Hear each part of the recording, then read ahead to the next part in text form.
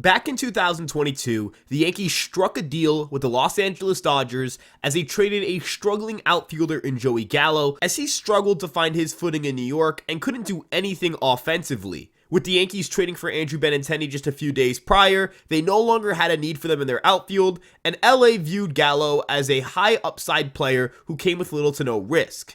They traded Clayton Beeter, their second round pick in the 2020 draft, to the Yankees because they didn't view him as a starting pitcher and didn't think that what he could become was consequential enough to break much of a sweat about trading.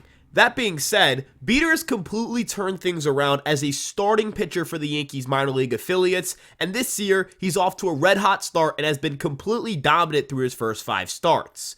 It's still early, and we don't know what he'll be as a major leaguer, but this could end up being one of the biggest trade steals Brian Cashman's made in his recent tenure with the Yankees, as Clayton Beeter hopes to become an impact pitcher for this organization.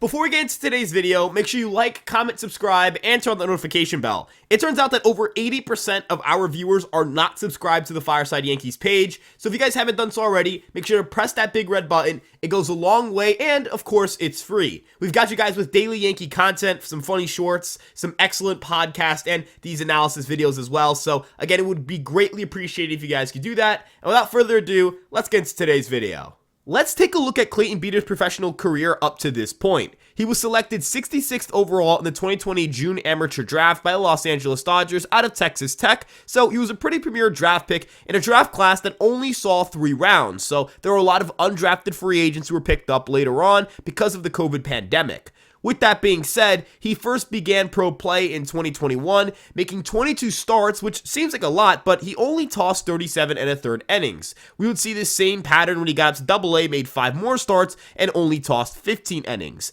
As a whole, he appeared in 28 games with 27 starts, but the workload wasn't really that great because of the fact that they weren't extending him to pitch multiple innings as frequently as you would expect for a starting pitcher.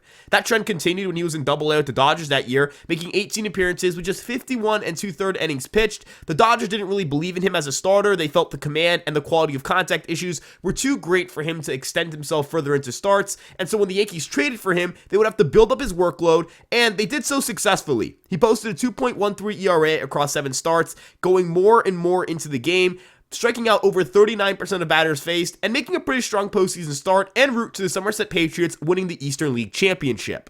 The following season, we would see Clayton Beeter further extend his workload, delivering 16 1/3 innings over 12 starts, averaging about 5 innings a start, striking out 29.7% of batters faced, and posting a 2.08 ERA. The biggest issue here was the walk rate at a 12.1% clip, but the Yankees figured that he could refine some of those issues in AAA, although the run environment there got a lot crazier than people expected. The average ERA in the International League sat at over 5, as the ABS and the challenge system messed with the strike zone, and pitchers had to nibble and nibble more because they found themselves not getting those outside or inside calls that they would usually get. This resulted in pitchers also challenging hitters more, and those hitters were more aware of what was coming, so they were able to drive the ball out of the ballpark.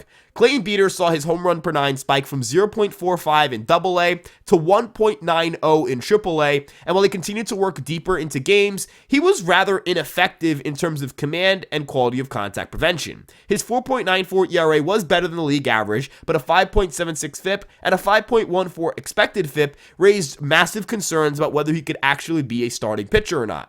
It should be noted that this was Beeter's first full year as a starter. Again, with the Dodgers, he didn't really get that opportunity, but with the Yankees, they were pushing him to pitch deeper and to give himself more of a challenge in terms of workload, so he fired over 100 innings for the first time in his life. He had never done it at the college level. The collegiate scene also got ruined a little bit because of the COVID pandemic, so he didn't get the normal workload you would expect for somebody who's 25 years old. This year, the Yankees had him open the season with the Major League team as a bullpen arm, somebody to give them some insurance in long relief in case the Yankees would have a starter knocked out early. He fired 3 pitchers and got 3 outs, the first pitcher to do that since Mariano Rivera in their Yankee debut. This season, however, we're seeing Clayton Beeter improve across the board. He has not allowed a single barrel or single home run, despite struggling with that in AAA last year, as he's pitching to a 2.74 ERA and a 2.33 FIP in the same run environment that saw pitchers sport an average ERA of 4.95 through the early stages of the season. Now, it may seem like the run environment's a little less challenging, but again, it's April. The ball isn't carrying as much in a lot of these ballparks like Buffalo or Syracuse or Scranton. Getting back to Clayton Beeter here, some of the big changes we've seen stem from his fastball and slider combination as he's getting behind his pitches more, and that's resulting in a much better movement profile. Last year, he had 16.7 inches of induced vertical break with 5.2 inches of horizontal break, and his fastball got barreled 13.2% of the time with a .603 slugging percentage against it with the Rail Riders. This year, however, he's averaging 18.4 inches of induced vertical break with just 2.5 inches of horizontal break, and he's getting slugged just .367 against with no barrels allowed. Now, why is this a better movement profile? First and foremost, more induced vertical break, which is a measure that measures your vertical movement without gravity involved, means that you're getting more ride or carry on your fastball. Batters misperceive the fastball as rising, even though fastballs can't actually rise, and that results in more swings and misses and soft contact up in the zone.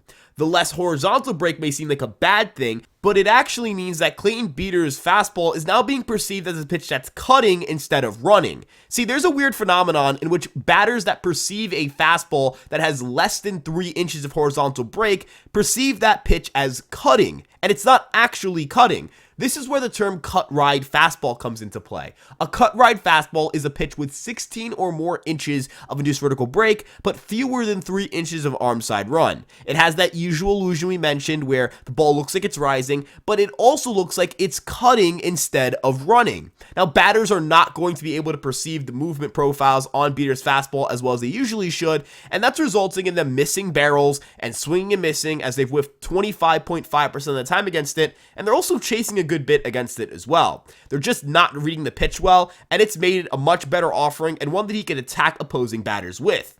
It also has improved the slider, because while the slider is still a really good pitch and it was a great pitch last year, there are a couple of small tweaks he's made to it to make it an outlier pitch. First and foremost, because he's getting more behind it, he's getting more vertical drop, and he's getting a little bit less horizontal run. Now, focusing on the movement profile here, it's very much a death ball kind of slider. It hovers around the 0 line, it has this dropping action, and it just falls off the table. And looking at how good that slider kind of curveball pitch is, it's really good at generating whiffs. It's got an over 50% whiff rate. It comes from a super steep angle, which we can measure with vertical approach angle, as it's got a negative 9.1 VAA, and that's in the 94th percentile in terms of steepness. That's also resulting in more ground balls. Clayton Beeter's ground ball rate has shot up from below average to over 52% on the season, and I think that's making things a little bit easier for him in terms of pitching. He's also getting way more chases as a whole on his profile at a 32% clip on the season, and when we talk about getting behind the baseball more, it means we're seeing more of that north-south movement. And since we measure spin axis and spin on a 12-hour format, the same way we would look at a clock,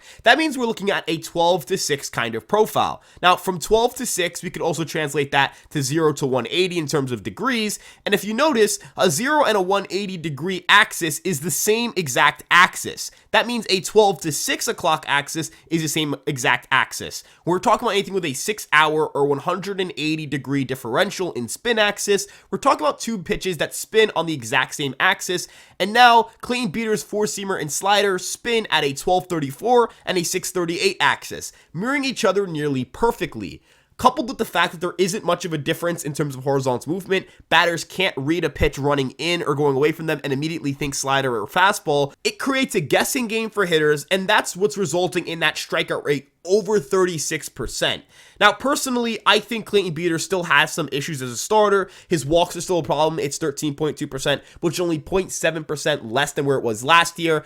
But the fact that he's able to limit damage contact, the fact that he has two pitches that play off of each other perfectly, do lead me to believe he should at the very least be a very high quality reliever, and I'm not ruling out the possibility that he could start. That slider is such a versatile weapon that he may not need a second breaking ball to pair with it, and he could always add a cutter or throw the curveball a little bit more. We've seen him throw a few changeups, and that pitch is pretty solid, so there are ways he can work around this and be a two-pitch pitcher and dominate. He's so unique, He's so different. He's so abnormal from other pitchers that it creates such an interesting profile and an interesting look. And if the Yankees are able to get above average pitching production from him, this is going to be a really good deal for the Yankees. He's already on their 40-man roster. We know the bullpen's kind of in flux. There are a lot of injuries. And we also know that the rotation is always due for some injuries because that's just the way that pitching has moved over the last few years. I personally believe Clayton Beeter is somebody we should all be super excited about. And this is coming from somebody who ranked him in that 20 to 30 range for prospects. I was probably a little bit lower on him coming into the year, but seeing some of the tweaks he's made, I think I might have moved all the way to the other side of that spectrum. Do I think he'll be a starting pitcher in this league? Again, I'm going to guess no, but I'll also say that he's such a unique arm that if he's able to figure out how to command a little bit better, just get that walk rate to about 11%, then we could see somebody who ends up really dominating for the Yankees in the future. I still think he could take some major league development as a reliever and have that translate into a starting role, similarly to how Clark Schmidt and Michael King did a few years back, but I also understand why the Yankees are still having him build up. Personally, I think he'd immediately make an impact in this bullpen, but that's the Yankees' call to make. But drawing back to the initial trade, Joey Gallo for Clayton Beeter, this could end up justifying the Joey Gallo trade entirely. It's not like the Rangers have gotten incredible value out of Josh Smith or Ezekiel Duran, and if Clayton Beeter is able to outmatch him in WAR value, we might have seen Brian Cashman somehow right a wrong in one of his recent trades. Clayton Beeter could turn out to be one of the biggest steals the Yankees have made in their recent trade history, and I'm super excited to see how he continues to progress through the organization. If you guys enjoyed today's video, make sure you guys like, comment, and subscribe. We'd love to hear what you guys think about somebody like Clayton Beeter. And of course, we'd love to know what you guys think about the Yankees and get involved in the conversation. Make sure you guys check us out on Twitter, Instagram, TikTok, Facebook, and of course this YouTube page. And you guys can also check out various other platforms where we have content, whether that's EmpireSportsMedia.com, where we have our articles, or if you're a fan of the Giants or Rangers, we have Fireside Giants and Rangers podcast, and they also have their own social media platforms. You guys should check those out as well. Thank you guys again so much for tuning in. I'm Ryan from Fireside Yankees. You can follow me at Ryan Garcia ESM, and we'll see you guys in the next one. Peace out.